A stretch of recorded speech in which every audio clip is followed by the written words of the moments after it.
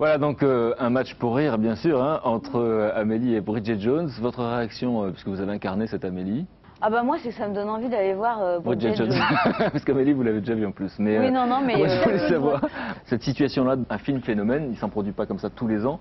Beaucoup de comédiens en rêvent et en même temps on sait bien que c'est avec beaucoup de nuances en fait, hein, c'est ni tout blanc ni tout noir. Votre sentiment à vous? Bah c'est brutal de passer de l'anonymat au non-anonymat, je dirais. Ça, c'est brutal parce que c'est vraiment du jour au lendemain. Et c'est vrai qu'à partir du moment où le film est sorti sur les écrans, c'est vrai que les regards ont plus été les mêmes. Moi, ça me fait plaisir de savoir que c'est des gens qui ont tellement aimé le film, qui se sentent obligés, ou en tout cas qui ont l'envie de me le dire. Ça me fait plaisir. Mais après, bon... Après, si tu vas manger une pizza avec Patrick Bruel sur les Champs-Élysées, tu as envie d'être tranquille, c'est ça.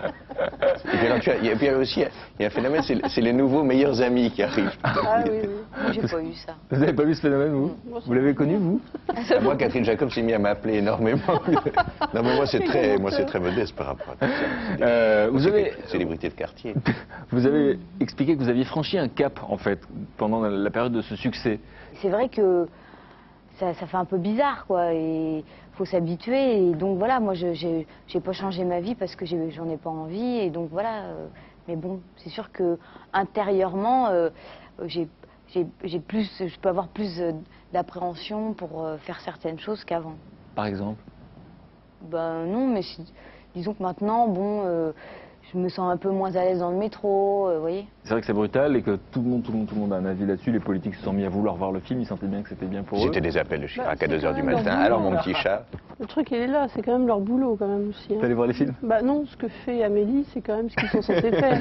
Donc c'est bien de leur donner... Chirac, ça monte un peu au cerveau, quoi.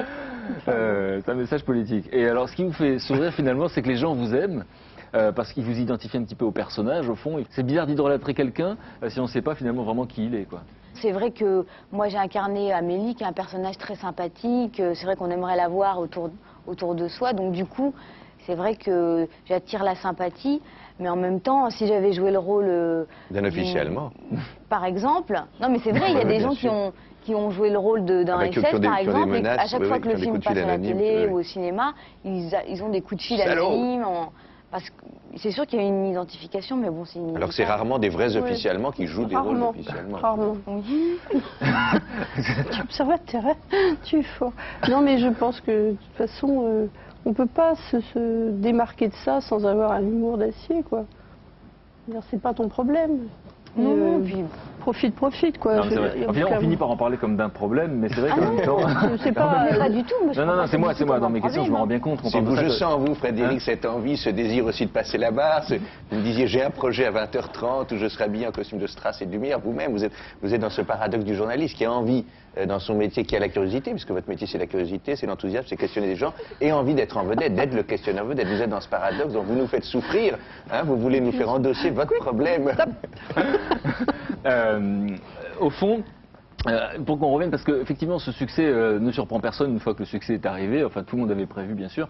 Vous, quand vous lisez le scénario pour la première fois, vous ne pouvez pas imaginer le phénomène, c'est clair, mais vous sentez que ce scénario est différent des autres oui. Parce que la réalisation, qui est quand même très présente, elle l'est pas, c'est pas écrit quand même. Oui, mais enfin, quand on a vu Délicatessen et La Cité des Enfants Perdus, il ne faut pas être sorti de Saint-Cyr pour se douter qu'il va y avoir quand même le même univers et que Jean-Pierre ne va pas avoir perdu son génie pendant... les 2 années qu'il a passées à pas travailler ou en tout cas à pas faire de long métrage. Donc ça c'était évident et tous les techniciens, toute l'équipe du film pendant le tournage, on avait tous conscience de participer à un projet qui allait être au pire vraiment bien. Et on vous a beaucoup demandé, notamment en presse écrite, moi je vous ai jamais entendu le raconter, la manière dont la rencontre s'était produite, c'est genre d'un casting comme on dit, des essais, et là vous sentez qu'il est séduit en fait, hein, même si on ne sait jamais si on a le rôle. Qu'est-ce qui s'est passé? Comment il l'a vécu lui? J'ai pas senti qu'il était séduit, mais en tout cas moi je suis sortie des essais en me disant j'ai fait mon boulot. C'est-à-dire que j'aurais pas pu être mieux.